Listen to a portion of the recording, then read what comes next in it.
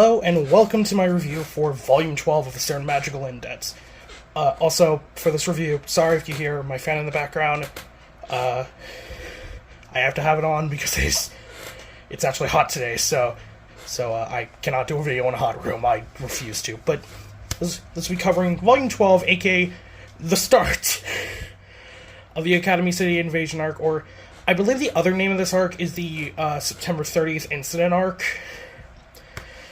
So yeah, this isn't a very complicated volume, but the stuff at the end kind of sets up some stuff for the next one. So yeah, this is also the technical last volume of Season 2, but it's not because, well, you know, this is the last arc of Season 2, as the very last arc of the season is the Skill Out Uprising arc, which takes place in SS Volume 1. Once I'll be reviewing that in, 2 weeks. But yes, so this arc, I would describe this arc, the first part of this arc, as basically catching up with every character we've met up till this point. Basically, it's like, you know, you always have those kind of arcs, or the beginning of arcs in a series where it's been a while, you know, we're decently into the series. I would say it's most akin to, back in, pre-time skip One Piece, where in the middle portion of, in the transitionary phase of an arc, we would check up back on some characters, how they were doing. I would say that's what this volume essentially is. So, and this volume is kind of split into two perspectives, one for Toma and one for Accelerator. There's some really good stuff with Accelerator as well. So yeah, where should I start to go? Well, first, with this arc is kind of the consequences of the Daihase, specifically with Toma and Misaka, as now he has to fulfill the punishment game, which, I will say, you might say it's kind of oh, Kamachi forgot about it, so that's why I did Volume 11, so he didn't have to do it immediately, and then he was reminded of it. But I'm well, think about it in universe with Toma. Toma just went to Italy very abruptly, so dealing with all that bullshit with Biagio and all the bullshit with that in Italy, and then coming back and forgetting about the punishment game is not exactly I would say out of character for Toma. I feel like anyone would forget about something, but the reason I point that out is because Misaka calls out in her brain calls out Toma for that. It's you were the one who suggested this damn punishment game, and you left for 3 days, and then completely forgot about it.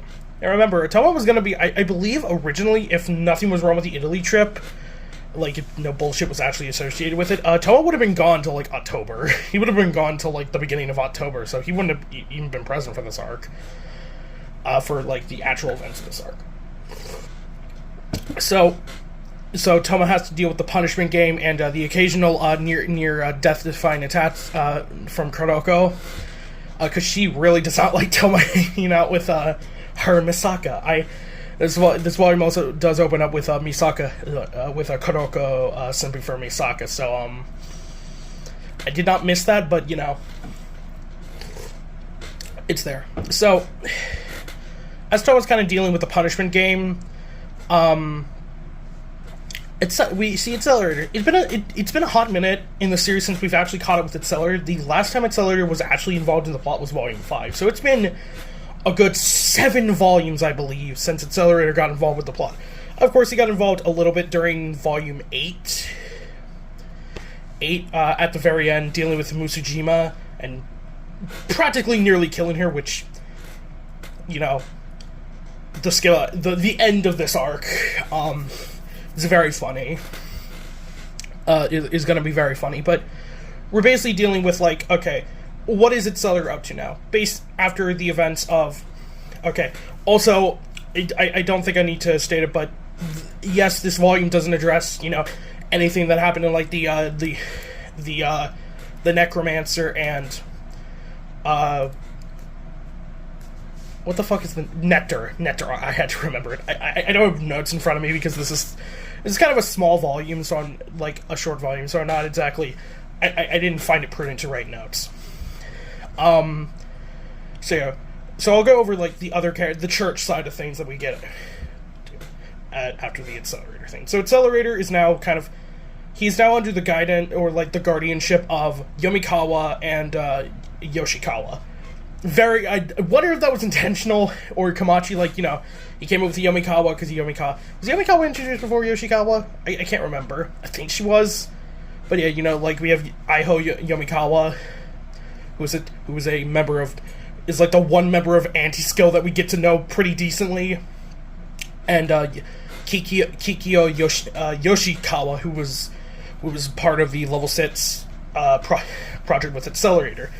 Accelerator is now kind of under the guardianship of them, and basically, Yoshikawa takes Accelerator to a certain high school, which I don't think I've addressed that at this point. Yes, Toma's high school is just called a certain high school, which is funny, but yeah.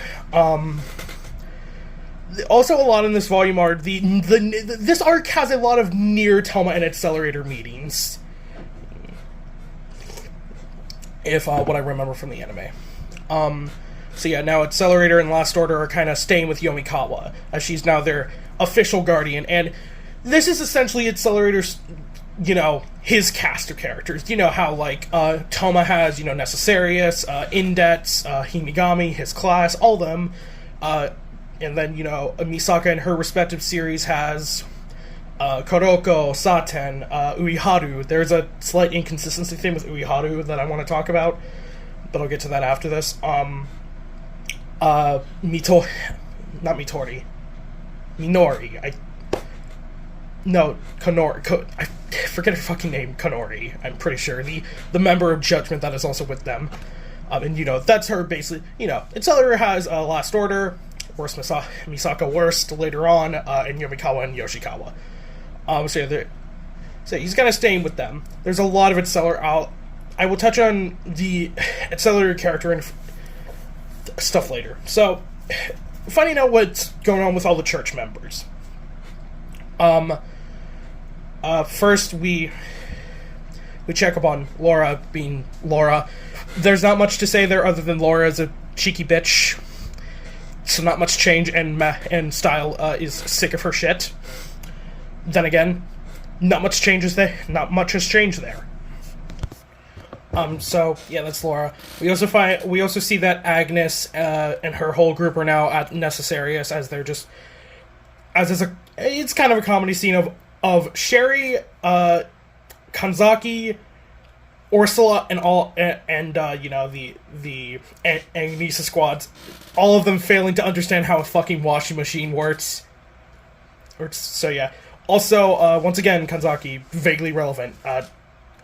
Why did Komachi wait 11 volumes, or like 12 volumes, to do literally anything with her in the story? I do not know, but, you know. Any other... and we also see, for the first time since the initial Angelfall arc, we see Sasha. So, it's not really clear what's going on with Sasha. I believe this is a scene they save later on, or at least for the very end of the season. But we catch it with Sasha a bit, as she's kind of trying to think of, like, what happened to me, because, again, she is a vessel for... I believe how this works is, like, specific people are, like, the vessels for angels or the catalyst, and Sasha is, and she had no idea what was going on. So, yeah. We also get to meet her quote-unquote superior, Vasilia. So yeah, it's some back and forth between them. We kind of find out their dynamic. Sasha bullies her constantly and we find out that the weird BDSM outfit that Sasha constantly wears is not of her own choosing. So yeah, that's all that's going on with the members of the church. And I'll get to the fourth part of that later on. So with Toma doesn't get a lot in this volume, honestly. Like, it's kind of just him and back and forth with Misaka arguing. There are two significant things, though. First, Misaka wants a new phone, so she wants to go set up a partnership with Toma, a phone plan, and they have to take a picture, and they do, and then Kuroko comes in and drop kicks Toma. It seems like Toma gets the drop kick treatment more than anyone else in this series from Kuroko. So yeah, but after this, Toma meets up with Imoto, Imoto Misaka, or more accurately, 10,032, the one that he had saved specifically during the Sisters arc. And I believe, I may be forgetting stuff, but I believe this is the first time they've met post the Sisters arc. Basically, she shows up because Last Order has run off and has taken her goggle, taken one of the goggles and has just run off. So Misaka Imoto is looking for her. She and Toma have some nice back and forth. That's kind of, they meet for the first time after like a month. Because yeah, it's been about a month since this. I also have to mention something timeline wise. In Railgun, nothing happens in September. From Daihase is like the only thing, like from, in the anime at least, like in the manga it's even worse. Because like in the manga they go straight from the Sisters arc to the Daihase. That's like a straight month they just skip. But in the anime, yeah, you have the Silent Party arc, which no, I'm not doing the video on it yet, fuck you. That arc ends in September. The epilogue of it is like on September 2nd, but so still, it's like 3 weeks that nothing happens in Railgun. So yeah. And of course, technically during this time, this is also when the, what's it called? Dream Ranker. The Dream Ranker arc is happening, which I might do a video on after this arc. So yeah. Also during this, okay, let me talk about the Railgun inconsistencies. So, there's 2 inconsistencies here. First, Ueharu, meets with Misaka, and the first inconsistency is that Misaka and Ueharu don't really know each other that well, which you could make a case that they don't, especially in the manga, where at this point, like, Ueharu had only been involved in, like, 2 events with Misaka, the Level Upper arc and the Daihase arc, and even then they weren't even that involved with one another. Saten and Misaka probably know each other more, and there's a second inconsistent thing where Ueharu has never been in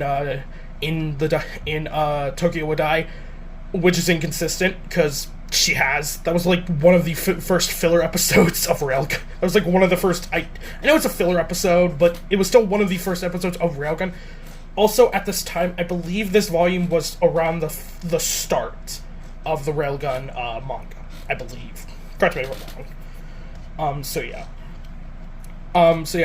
Toma also meets Last Order. So yeah, he finally meets the kind of final sister in the grand scheme of things. The Accelerator stuff. So, Accelerator and Yomikawa go and try and search for Last Order, and we have a really good moment between Accelerator and Yomikawa. First, I believe in the series, this is the first mention of the Dark May Project, which is ironic, since I just did a video on the Mugino spin-off where we found out Kinohata was a member of the Dark May Project. I'll go into much more detail of the Dark May Project after Volume 15, because that's when I plan on doing the Kakine spin-off video. Because I figured it's like, I should probably make a video on Kakine after basically all these characters done for Indets, so I can talk about the spin-off, so yeah. So, Yomikawa calls out Accelerator, because Accelerator's, he's a harsh person on himself, the world, basically everyone around him. There's that fucking tweet that's like, dude, can you stop being consumed by the darkness for 5 fucking seconds and deal with the situation at hand? Kind of fits Accelerator. But Yomikawa kind of calls Accelerator. It's like, are you afraid, Accelerator? Are you afraid are you afraid to do goodwill onto Last Order? Because you're scared that if you push her away, you'll never get her back. And, here's the specific quote. Are you afraid, Accelerator? Afraid to do anything that would push her any further away from you because you do not know how to bring her closer? Afraid that your actions will backfire and push her so far away that you can never bring her back, but nothing will ever happen if you do nothing? Kind of calling out, it's like, you're kind of stagnant. And it's, this is another kind of start on where Accelerator's character goes from here, kind of accepting, like, you don't have to be, like, restricted to the darkness. Because it's like, yes, you killed the sisters, it happened, but that doesn't define your life. Yeah, you killed people. So what? Last Order is willing to accept you. You don't have to hurt the sisters any further. It's done. The experiment is over, the Level 6 project is done and gone. You don't have to hurt people anymore. but are you scared of that? Or I think in the manga, it's more so Yamikawa phrases it as, does kindness scare you that much, Accelerator? It's something along those lines. So yeah, it's a really good just moment of Accelerator of like just like more into it's just like someone calling Accelerator out, which is what he needs, because Accelerator himself on his own, he would probably never come to the conclusion he did eventually in the series. I won't spoil it completely for the very end, during World War III, but yeah. We also get this with Last Order, kind of like... So, this volume is kind of funny, because the main female leads of each of the characters kind of switch, because Index gets lost and finds Accelerator. Also, I have to point out, Accelerator's probably... because, all the Espers get paid for research into them, and because Accelerator's the top ranked level 5, and all he spends his money on is fucking black coffee cans. He's probably like 10 million yen at least, or more. So yeah, he buys burgers for Index, and it's anything. And then Toma finds Last Order, which she kind of has a good moment with Toma, because she kind of describes what Accelerator is like, and her quote is specifically, "He is weak. He was hurt a lot. He could never protect what he had, and the hands he used to save those things are worn down." So it's just kind of like Misaka, Last Order somewhat understands how Accelerator is. It's like, deep down, Accelerator wants to save people. He wants to prove Academy City wrong. It's like, if you just knew about Accelerator, you would assume he's an absolute monster, which he is. But it's just like, Last Order is one of the few people who is willing to forgive. I guess not forgive, but to an extent. And I guess not forsake him for his actions. Accept him for who he is. So, yeah. It is also a funny moment, because, Accelerator and Toma are in the same location. They switch, Index goes to Toma, Last Order goes to, Accelerator. Two funny things. They were in the same location, do not see each other, and here's an even funnier thing. Index describes Toma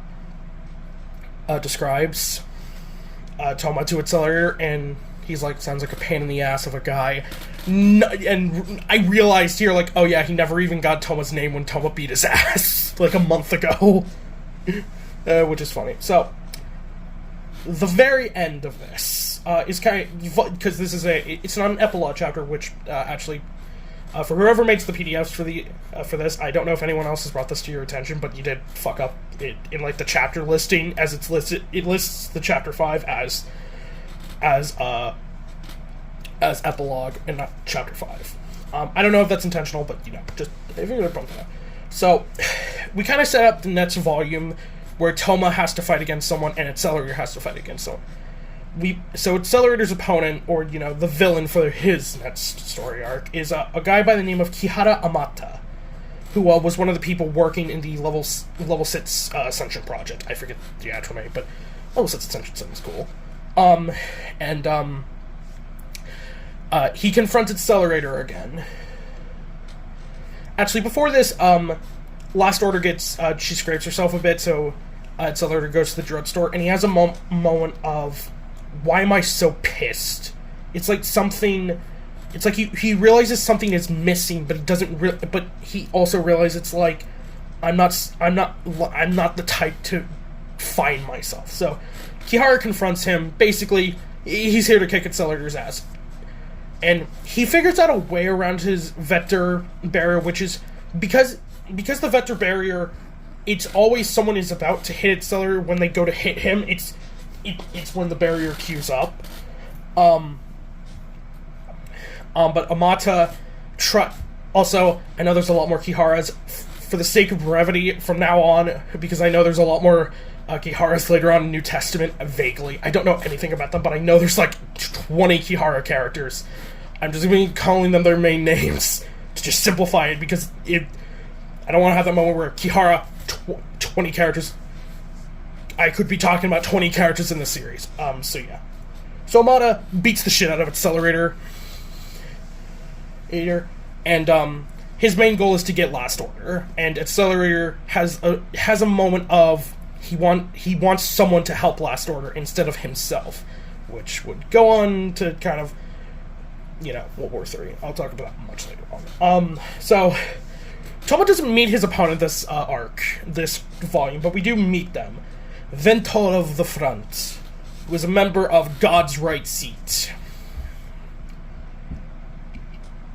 She's in Academy City to fuck it up, basically. Kill Toma, and that end this all. Basically, she's here to basically end Toma's entire faction. So yeah, the end of this volume is the fucky thing. So Alistair, she talks to Alistair and threatens him, and Alistair's like, I have more than enough defenses in the city to deal with you. Don't underestimate the city. Or like, you might not even know you're defeated by the time it all cues in.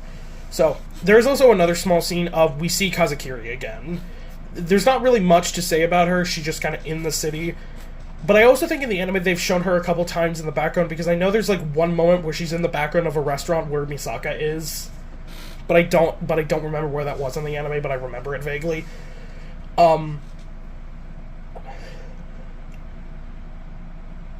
So yeah. So Alistair orders Amata and Hound Dogs, which was mentioned back in Volume 3, I believe, so that's a nice callback, to fuse Kazakiri. We don't exactly know what that means, but, the imaginary number district, the 5 Elements institution, the thing that made Hyoka Kazakiri. And also capture, Last Order. And take her to the specified point. And basically, Alistair is putting on a show for himself. One of his many plans coming to fruition, so yeah. And that is the halfway point of the Academy City invasion arc. Accelerator versus Amata, and Toma versus Vento. Last Order also finds Toma at the very end of the volume and asks him to help. So yeah, that's all pretty much for this volume. I think I mentioned everything I wanted to mention, all the characters.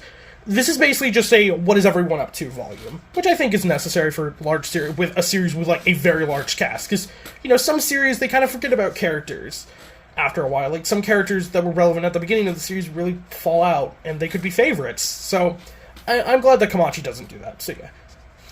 So next week I'll be talking about the Academy City invasion arc, and somewhat ending season 2, because I'll still have to talk about SS1, which is one of the few volumes of Toru I own physically. So yeah, if you like this video, like, comment, and subscribe, do all that YouTube stuff. I think this is one of the reviews where I mention everything I wanted to mention without forgetting anything.